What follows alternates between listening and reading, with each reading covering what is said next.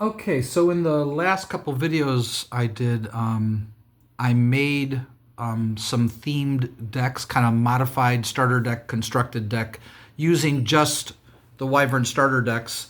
And today I've already built this deck from starter decks, though I pulled from my loose collection as well. But everything here is from the limited starter decks. If you have just limited, if you buy a booster box, I'm sorry, a starter deck box of 12 decks, these cards will be in there. They won't have the logo, this Kingdom logo, but this card is in the limited set. It's also in the Premier set.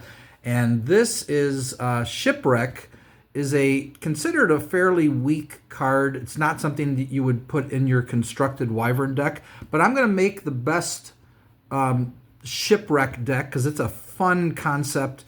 So all terrains in this row get a -1 strength modifier in addition to any on the card. So if it says -1, now it's -2. If there is none, it's -1, etc.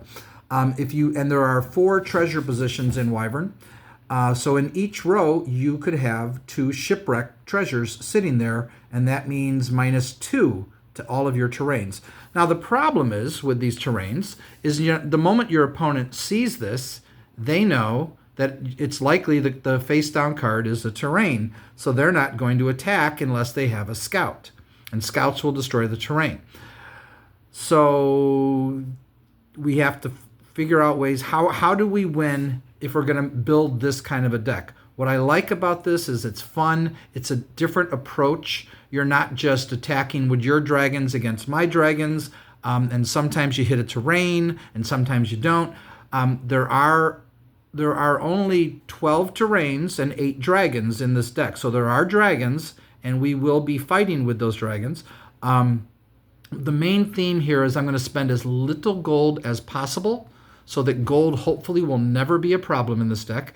And I'm going to hopefully win by weakening my opponent's dragons so badly that I can just attack with my weak little dragons that don't cost me any money and beat them in battle. Now I do have 2 big dragons in this deck. Of the 8 dragons, 2 are big. Everything else is 0 or 1. They are little. They're 6, 3 scouts and 3 1-strength dragons. And they are very, very cheap. Everything in this deck is cheap. Almost nothing has more than 1 gold symbol on it, so 0 or 1. I think there's a couple exceptions to that. And I could easily modify this and do it different ways, but I'm going to show you what I did, and then I'm going to show you the cards from the Phoenix set or Chameleon set that I would add to this deck. I've kind of got them over here on the side.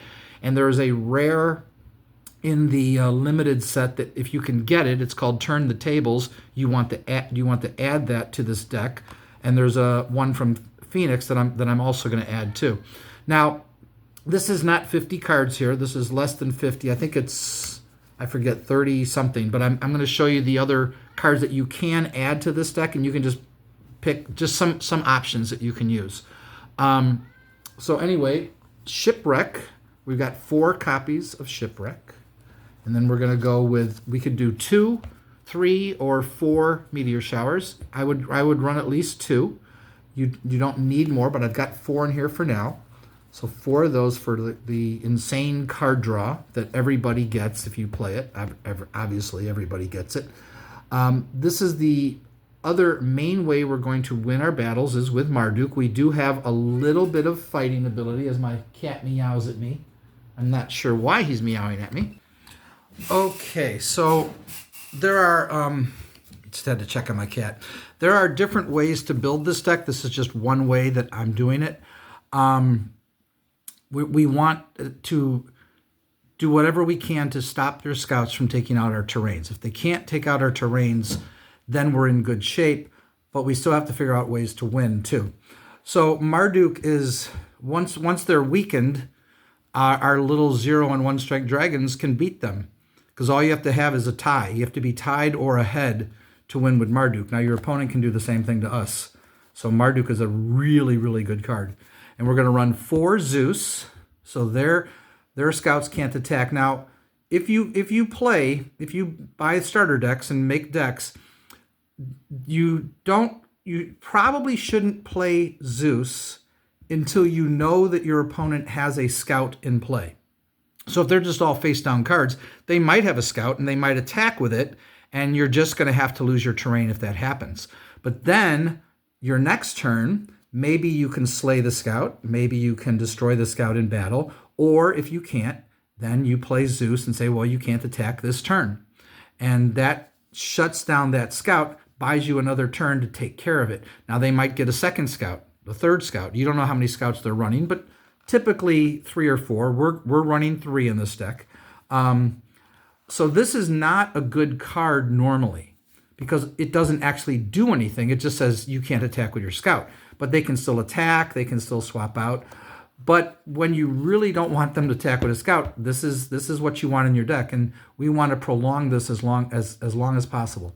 Now, this is the only strength modifier I'm running in this deck. Magical Sword is an excellent strength modifier. It's 2 for 1, plus 2 for 1 gold is a great rate, and we're running 4 copies.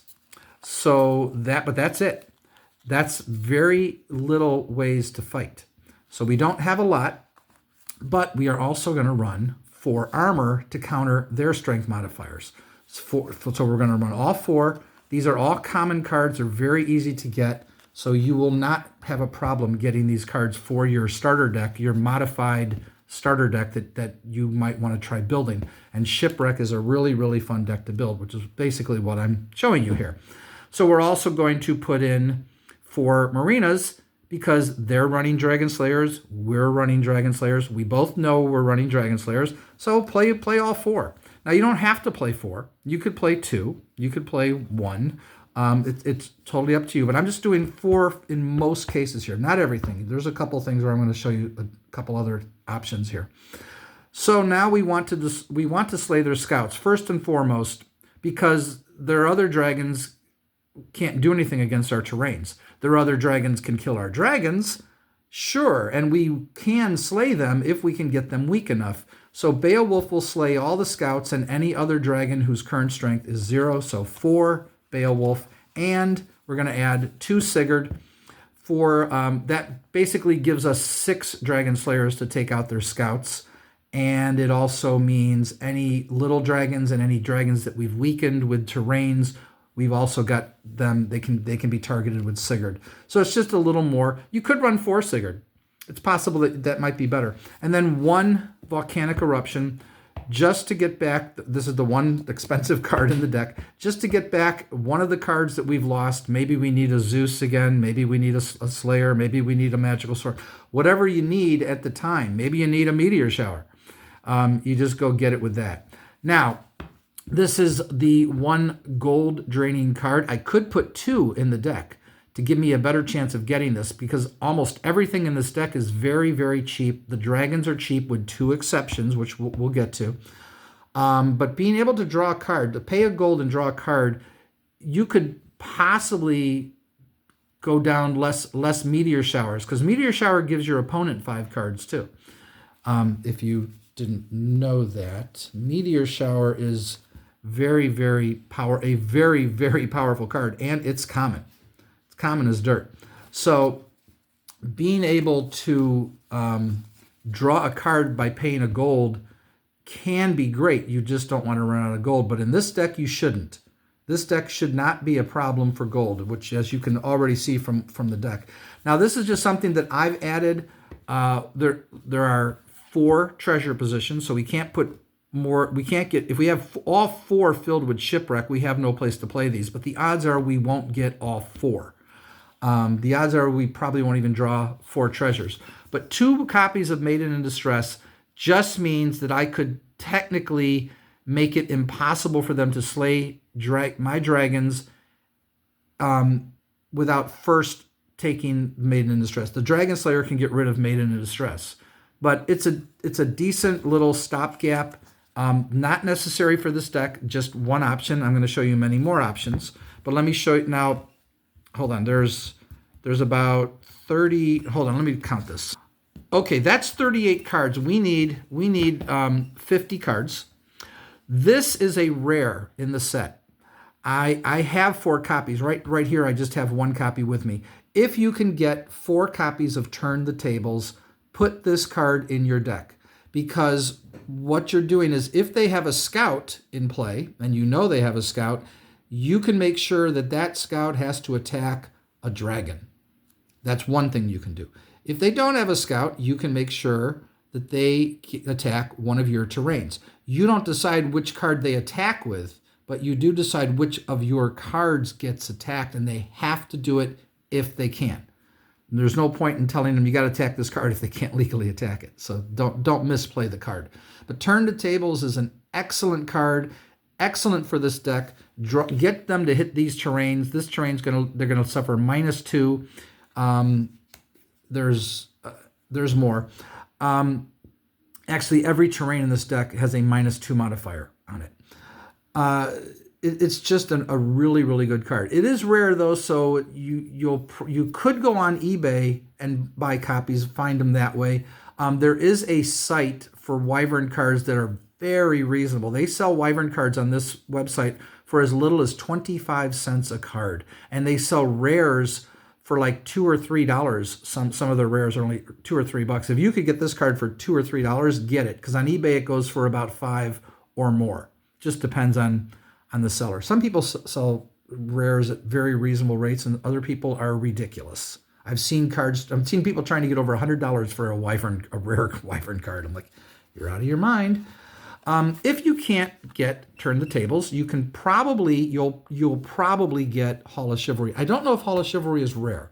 It's either uncommon or rare. I think it's uncommon, but it does cost an extra gold. And the reason is you get to decide which of their dragons attacks. See, with Turn the Tables, I'm saying you have to attack this card. With this, I'm saying I put this on, and now this is another odd thing about this card.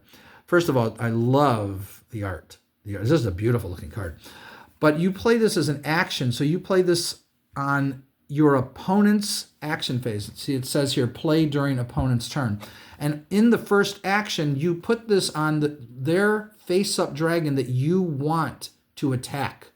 They have to do it. Otherwise, they have to replace it. Now, that is another reason, another way you could do this. If they move their scout, let's say, to the back row, but let's just say, and they didn't move it back into the front row for some reason, or whatever dragon is there that can't legally attack because they're in the back row, you could force them to swap that card out. They'd have no choice but to swap it out. But you do have to pay 2 gold, and that's a lot.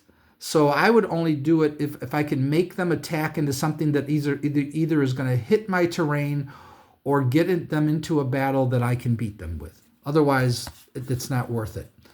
I don't think it's a great card, but it can be effective. Another option is Treasure Thief.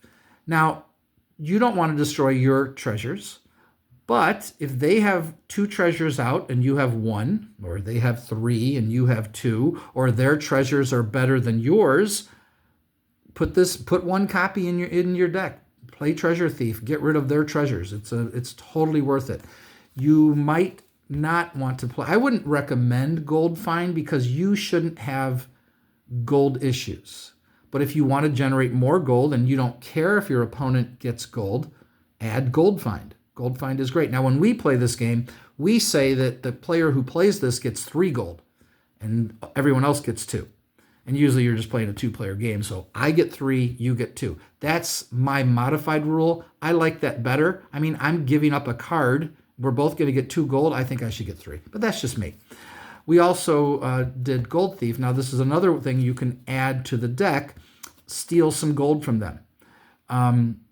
Gold isn't going to be a problem for you, but why not steal some from them? Make them suffer a little more. Just an option. This is not necessarily a great card. In our games, I get to steal 1 gold from my opponent, and I get to steal a gold from the gold mine. So I'm stealing 2 gold pieces. My opponent only loses 1. If they play it on me, of course, same thing. That's our modified rule. I like it. Another option that you could do, since this deck you should not have gold problems with this deck, you could play 4 copies of Gold Shortage and just start draining them of their gold. It can be a very effective card. I do have a deck based on this, and I also have a starter deck based on gold shortage. I modified it into a gold shortage starter deck. It's very fun. Another way to drain their gold is poisonous air. All players lose 1 gold for each face-up dragon in their battlefield. Now, you have to pay it too, but you're mostly doing terrains. Well, yeah, 12 and 8.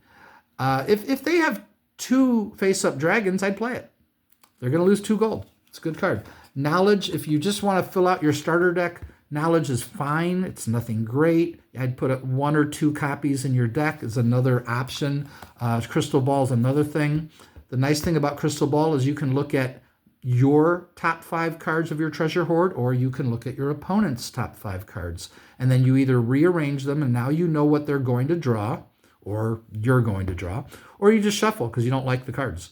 So it's not a great, again, it's not a great card because you just spent this card and nothing changed. The only thing that changed are the top 5 cards. There wasn't any effect of the game that actually changed. So it's a little weak in that regard, but it's perfectly playable. It's very good in a starter deck. I usually will run 1.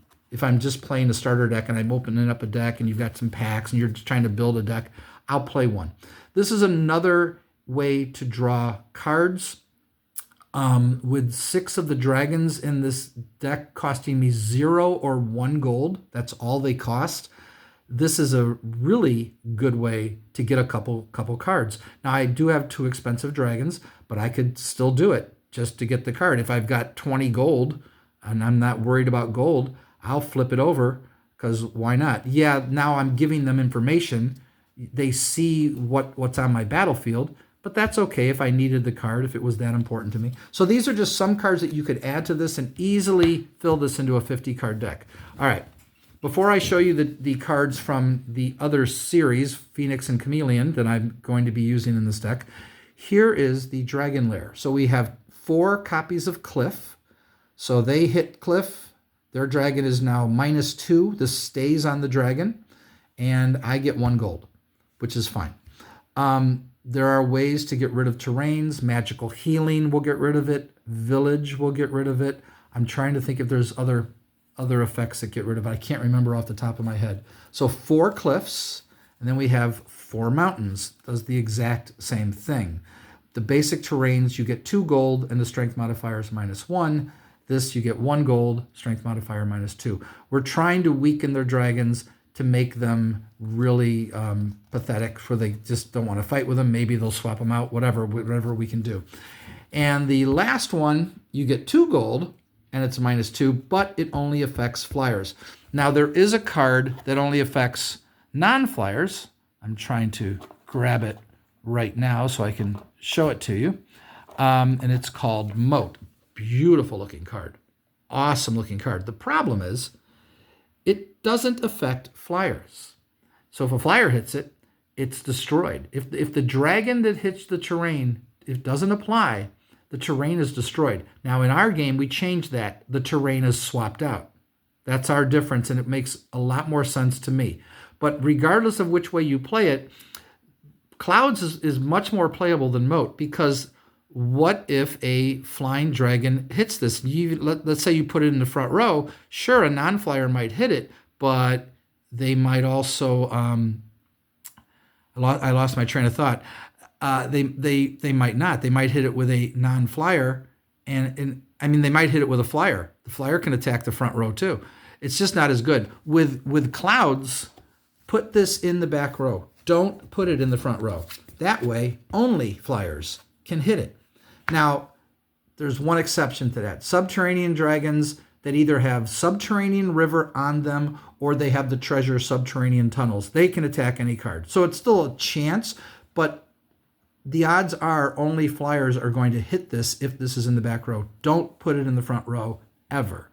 So there's our 12 terrains that will give -3 or more depending on how many shipwrecks we have. So if you got two shipwrecks, it's -4. That's an insane. You've just destroyed that dragon. They don't die though when they're in negatives. You can have a dragon with negative whatever. They're not dead. You have to kill them in battle. So 3 0-cost scouts. We don't want to spend gold. We are trying to keep our gold. That is our advantage in this deck. So we've got Amphitheater a 0-strength Flying Scout. We have Midgard Serpent, the 0-strength Subterranean Scout. The Subterranean doesn't mean a thing in this deck. It doesn't matter in any way. There's nothing in here that affects Subterraneans. They might have something that affects Subterraneans, possibly. And then we have Typhon. So our Scouts are free. And then we have 3 1-strength dragons. They only cost 1 gold. They are weak. They are bad dragons that I almost never use. And this is like the only deck that I want Colchis in. I want to fight with my little dragons and beat them, and that it would be so much fun to win with this weak little dragon. And then we have the 1-strength Subterranean Dragon. Again, there's no gold symbols. They only cost 1. And then we have the 1-strength Flying Dragon, Griffin.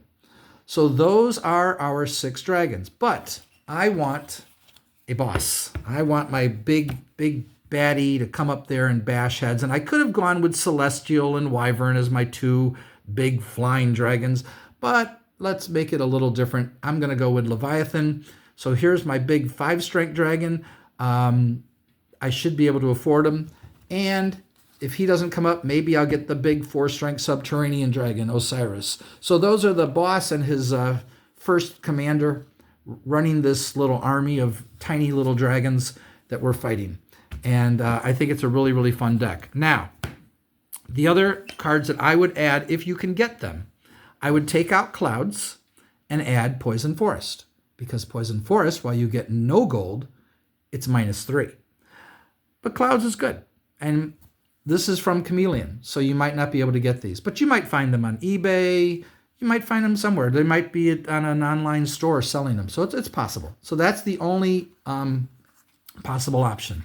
Now, in addition to Turn the Tables, I'll show you the difference between Turn the Tables and Sirens. Sirens is in Kingdom. It's in Phoenix, and then it was reprinted in Kingdom. Play during opponent's turn. Opponent must attack with a face-down dragon if possible. You're not saying which card. They get to pick which card. But they have to attack with a face-down dragon. If they can't, they must replace a card in their battlefield. Where Turn the Tables, I'm saying you have to attack this card. With Sirens, I'm saying you have to attack with a face-down dragon. So if they have a face-up scout and they just took out my terrain and this is all I got, well, now they can't attack with the scout again. It's effectively like Zeus, except I'm also forcing them to attack with a face-down dragon, and if they can't, they have to replace. So this is really good. I'm absolutely putting these 4 of each of these in the deck. So these are the 8 cards that I will use to force them to attack into my terrains, take out their scouts as quickly as I can, hopefully. They're going to be destroying my little guys too. They're going to be taking out my dragons. They're going to be using Dragon Slayers on my little dragons, which is why I'm running 4 Marina. But now I'm also going to add these hidden actions. This is just too much fun. The problem with hidden actions is they tend to be weak, and your opponent sometimes can figure out, I bet that's a terrain. They don't know for sure. When you play it under a card, it could be under a terrain or a dragon. They don't know. But if they know what card deck you're playing, they'll go, well, that's probably Poseidon. The minute they see Shipwreck, they're going to assume that's Poseidon, because this adds -2 strength modifier to the terrain. It adds another to the terrain. So it's just like Shipwreck, but it's -2. So that's really, really cool. So 4 copies of that. However, this is a red flag for a scout. So the scout's going to go after it, going to destroy my terrain. I lose this card. This card only works if they hit it with a terrain, and then this adds to the terrain. So if that happens, I'm also going to run 4 Blinding Light. Now they don't know, is it Blinding Light or is it Poseidon? And then we're thinking like game 2, game 3, when they see what I'm doing. Well, let's say there's both are under it. The scout is going to take out the terrain, so the Poseidon isn't going to work, but at least they can't scout anymore. I've just taken away their ability to scout. So with 4 Zeus, 4 Blinding Light, and what was the other card in my head? 4 Beowulf, and the 2 Sigurd. I should be able to have enough here to deal with their scouts. That is the deck in a nutshell. I'm going to show you one last thing. If you want to really get into battles, I can take out those 4 magical swords. I could leave them in. I could go real heavy on battles, and go with, because like I said, 6 of my dragons are 0 or 1 strength. Cricket gives them a +3 strength modifier. It only applies with dragons with a base strength of 2 or less. So the 4 strength and the 5 strength dragon, I can't use this. However, if somebody played Power Switch on my dragon and turned my dragon into a 0, 1, or 2 strength dragon, all of a sudden I can play these strength modifiers and fight this way. So this is another way to fight. So 4 cricket and 4 minotaur. So +4 for 1 gold. I could add celestial. Let me just see if it's right here. I think it's right here.